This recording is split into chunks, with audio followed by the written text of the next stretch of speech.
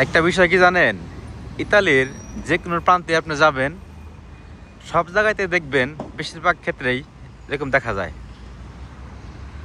এই দেখেন, সব জায়গাতে কিন্তু বেশিরভাগ এরকম মূর্তি তৈরি করা, দেখছেন? এটা কিন্তু বিশাল একটা পার্ক, বিশাল একটা পার্কের মাঝে কিন্তু এরকম একটা মূর্তি। এই মূর্তির রহস্য অবশ্যই আছে, এই ভাস্যকরের রহস্য আছে না, অবশ্যই আছে। তো আমাদের বাংলাদেশে যেমন একজন আরেকজনের রেসপেক্ট করি না, অন্য অন্য কান্ট্রিতে আছে তারাও একজন আরেকজনের রেসপেক্ট করি না, ভালোবাসি না। যখন যেই দল ক্ষমতায় যায় তখন আমরা ওই দলের গানই গাই, জোর যার মূল্য তার। আর আমরা একটু এরকমই হুজুকে বাঙালি, যেখানে দেখি যে বেশি মানুষ সেখানে আমরা ঝাঁপায় পড়ি, কিন্তু কখনো ভালো মন্দ, ন্যায় অন্যায় এগুলো আমরা কখনোই কিন্তু ভাবি না। যদি আমরা এগুলো ভাবতামই তাহলে আমাদের দেশটা, আমাদের সোনার বাংলাদেশটা অনেক উন্নত হইতো, আর সব দেশের সাথে টক্কর দিতে পারতো। এখন অন্য অন্য দেশের সাথে টক্কর দিতে 333 বার ভাবা লাগে বাংলাদেশের, তাই না? তো কথাগুলো এই জন্য বললাম যে এখানে এই দেখলেন যে প্রথমে মূর্তি দেখলেন, এই মূর্তির রহস্য অবশ্যই আছে। উনিও কোনো না কোনো সাপোর্ট করতো, তাই না?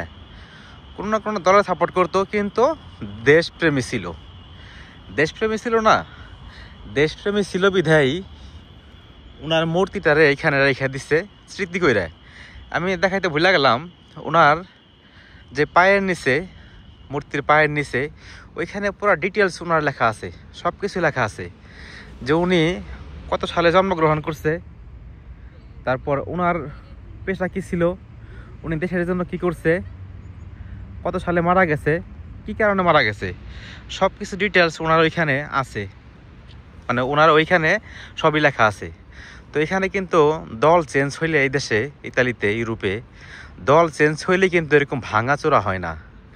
আমাদের দেশে যেমন যে মানুষ যত বড় জনপ্রিয় থাক না কেন, দল চেঞ্জ হলে সব কিছু চেঞ্জ, শুধু এক দলের জন্য না, প্রতিটা দলের জন্য কিন্তু সব কিছু চেঞ্জ করে দেয়, তাই না? অবাক লাগে কিন্তু আসলে। আগে এক দল ছিল 70 বছর আগে, 70 বছর ক্ষমতা থেকে সব ভেঙে দিছে, এখন আবার অন্য দল 70 বছর যা করে সব ভেঙে দিছে। এতে আমাদের লাভ কার লস কার, এটা কি আমরা কি কখনো ভাবছি যে এইগুলা লসগুলা কার আর লাভগুলা কার? ভাবছি জনগণের লাভ নাকি, এটা ভাবছেন না? জনগণের লাভ বেশি নাকি? সবগুলি আসলে লস হচ্ছে আমাদের, জনগণের লস।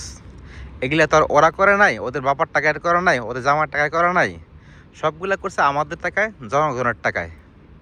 জনগণের টাকায় কইরা এক দল আসে আরেক দলে ভাঙে, আরেক দল আসে আরেক দলে ভাঙে।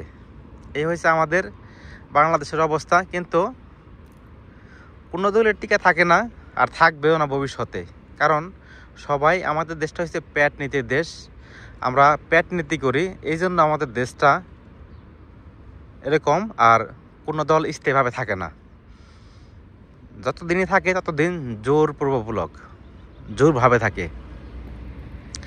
তো আমরা যদি আমাদের দেশটা ভালোবাসি তাহলে প্রথমত ভাঙচুর ফিরাইতে হইব, ভাঙচুর করা যাইব না দেশের সৌন্দর্য রক্ষায়। তারপর আপনার দেশের গাড়ি ঘোড়া যানবাহন ভাঙচুর করা যাব না, রাস্তাঘাটে আগুন টাগুন আবিজে বক্কর চক্কর এগুলা করা যাব না। কিন্তু এই ভদ্রতা কখনোই আমাদের বাংলাদেশে মনে হয় না আসবে, আল্লাহ তাআলাই ভালো জানে। তো যখনই এই যে আজ হোক কাল হোক, যেদিনই এই ভদ্রতা, এই ইউরোপ কান্ট্রি যেমন ভদ্রতা, এই ভদ্রতাগুলা বাংলাদেশে এশিয়াতে পৌঁছাইব, তখনই ওই এশিয়া বাংলাদেশগুলা উন্নত হইব, এর আগে না।